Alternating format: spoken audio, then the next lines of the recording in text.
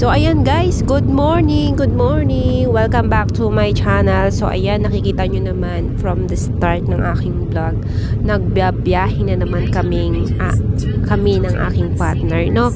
So today guys, may pupuntahan tayo na pinakamataas na bundok, and doble to guys, o hindi lang, sabi ng aking partner is 5 times, kumbaga aakyat ka ng 5 floor. Ganon katarik ang aming pupuntahan na bundok.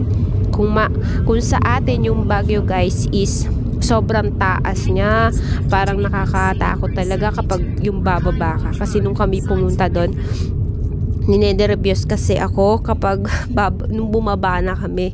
Pero nung paakyat kami, okay naman. Pero yung parang yung sasakyan na bus na inano namin, no, na sinakyan, tapos para siyang umuorong kasi yung may traffic na aandar siya, tapos parang biglang uurong. So nanenervyos ako pag ganon, kasi ang tarik, diba, ng Baguio din.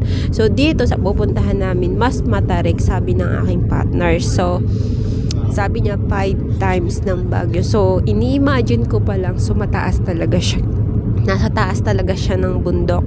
And so samahan nyo kami na pumunta sa snow, and talagang ito yung aming hilig ng aking partner. Kapag may plano siya na gustong puntahan, ganito, ganyan, so go lang ako dyan kasi I love travel.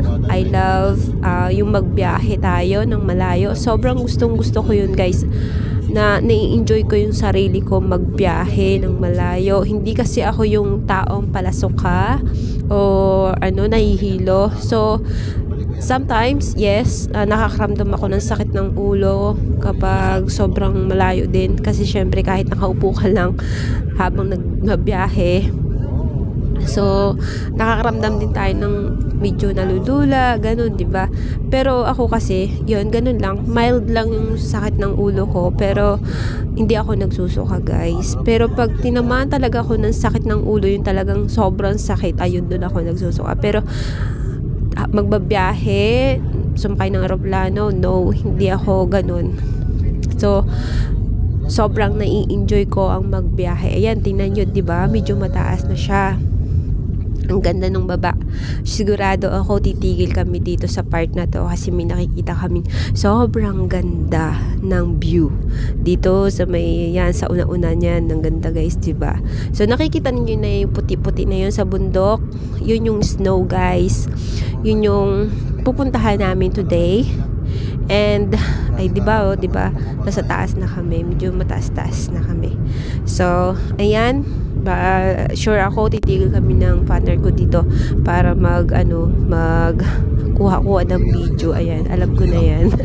So ang ganda, diba, oh, pak, talagang sobrang ganda dito sa New Zealand. Sobrang linis, walang bahayan, at sobrang dalang ng mga tao, ganyan. Pero pag may pupuntahan ka na mga lugar like this, snow, sobrang daming tao dun na guys. And ayun, samahan nyo kaming magbiyahe. So ayan, titigil nga kami ng husband ko kasi stay ng partner ko, ayun na rin yun.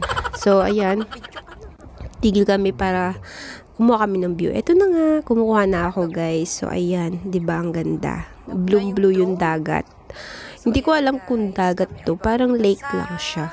Oo, lake siya, hindi siya dagat guys. So ang ganda niya guys, promise. And tingnan natin yung yung tulay. Ang ganda ng tulay nila guys, nakaka-amaze din, parang sa Pilipinas.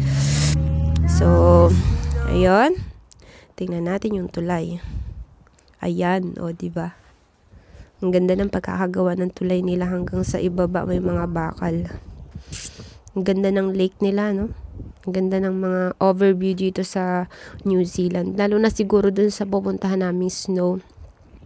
So hindi naman kami sobrang aga umalis ng bahay, mga 9. So mga 10 nandito na kami. So 1 hour na kami nagbabiyahe. So kalating oras pa para makarating kami dun sa pupuntahan naming snow. So ayan, ang ganda, diba? Nakaka-amaze yung niya, yung gawa ni Lord. So ayun, ang ganda talaga ng kalikasan na ibinigay sa atin ni God. Kaya dapat ingatan natin, 'di ba guys? Katulad ng New Zealand. Sobrang inaalagaan nila ang mga kalikasan dito. Itong mga ganitong lugar, yan, pinagtutuunan nila ng pansin itong mga ganitong magagandang overview dito sa Taiwan. Ay, I mean sa New Zealand. Ayun, I'm sorry. Kasi sa Taiwan din magaganda din kasi ang mga ano doon, ang mga overview. Oo, sa totoo lang. And para sa akin, mas maganda dito sa New Zealand kasi nakaka-amaze. Mas lalong nakaka-amaze dito. Tulad na lang nito nakikita natin, 'di ba? Oh, ang ganda. Tapos blue yung dagat, yung ano lake. So, ang hilig kasi ng mga New Zealand people dito sa New Zealand is kapag holiday nila ay talagang pumupunta sila sa mga lugar na magaganda. O, 'di ba? Ayan yung pinakang ano niya guys, yung lake, ganyan yung design ng lake. Kaso, kaunti lang siguro ang tubig ngayon or mababaw yung tubig ngayon. Kaya ganito lang siya guys. So, ayan. Kukuha na tayo ng drone guys. Papaliparin na natin yung drone natin. So, ayan siya. Matik kapag naka-drone ka, walang sound. Kaya ako na lang yung magkukwento. O, diba? Ang ganda. So, medyo ano siya, against the light. Yan. Pero maganda siya, guys. Tapos, yung drone namin, guys, ayaw niyang lumayo sa amin.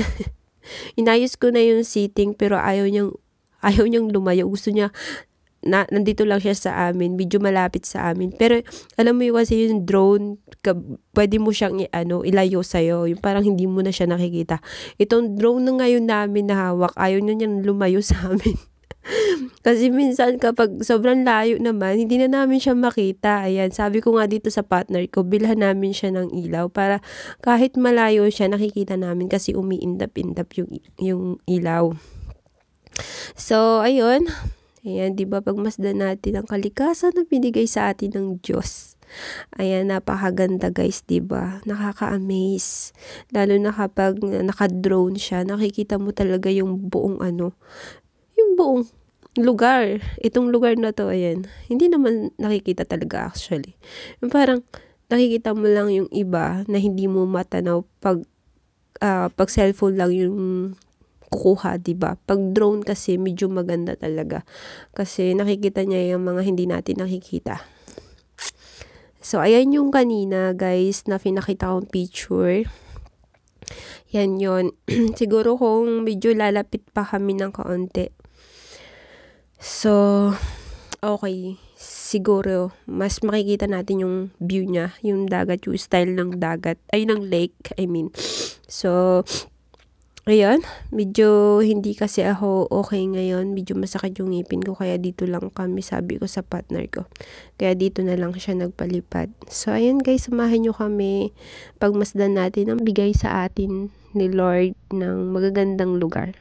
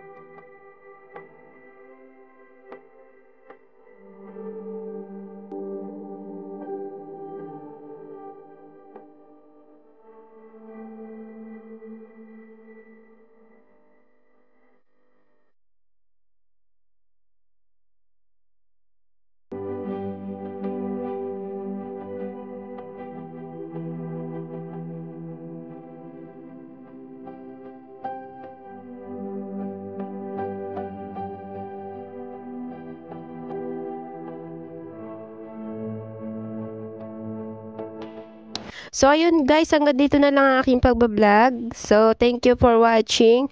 Hindi na kami nakaakyat dun sa snow, pero papakita ko sa inyo sa next upload ko. Bye-bye! Thank you for watching!